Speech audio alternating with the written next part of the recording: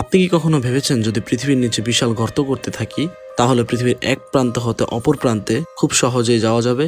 কিংবা পৃথিবীতে সবচেয়ে বড় গর্ত তৈরি করলে মাটির নিচের স্তর ও বস্তু সম্পর্কে রিসার্চ করা যাবে?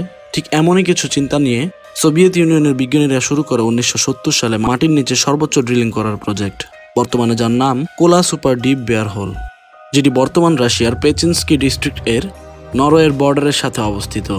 1990 সালের 27শে মে শুরু হওয়া প্রজেক্টটি নিয়ে বিজ্ঞানীদের দাবি ছিল এটির মাধ্যমে মাটির স্তর সম্পর্কে ধারণা পাওয়া যাবে, অনুসন্ধান করা যাবে মাটির নিচের বস্তুদেরকেও। প্রায় 19 বছর ধরে চালানো হয় এই ড্রিলিং প্রজেক্ট, আর গর্ত করা হয় 12 কিলোমিটার পর্যন্ত। কিন্তু সমস্যা তৈরি হওয়া শুরু হয় তারপর থেকেই। 12 কিলোমিটার গর্ত করার পর যখন ভেতরের গভীরে মেশিন পাঠানো হয় তখন সেগুলোর অস্তিত্বই থাকে না, ফেরত আসে গলন্ত অবস্থায়। সোভিয়েত ইউনিয়নের বিজ্ঞানীদের কাছে ছিল অত্যাধুনিক মেশিন, যার তাপমাত্রার ধারণ ক্ষমতা অনেক, কারণ বিজ্ঞানীদের জানা ছিল মাটির নিচে লাভার তাপমাত্রা ব্যাপক আকারের। তবু মেশিন পাঠানো হলে গলে যায় প্রত্যেকটি।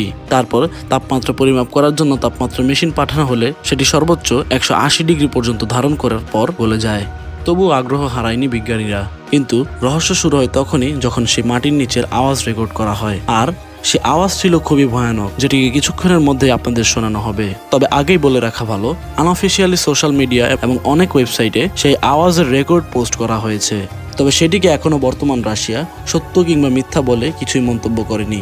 তাই এই রেকর্ডটি সত্য কিনা তা সম্পূর্ণভাবে বলা যাচ্ছে না। মূল বিষয়, এই একই আওয়াজ সব জায়গাতেই পোস্ট করা হয়েছে, আর আপনারা আওয়াজটি এখনই শুনতে পারবেন।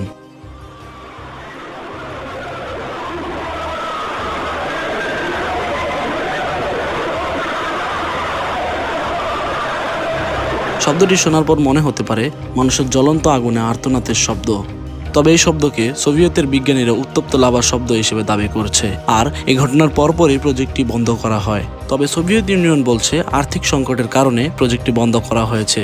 তবে মানুষের মনে সন্দেহ জাগতে থাকে, তৎকালীন সোভিয়েত ইউনিয়নের মতো শক্তিশালী এবং অর্থ সমৃদ্ধ দেশ অর্থ সংকটে এত বড় পরীক্ষা বন্ধ করবে তা বিশ্বাসযোগ্য নয়।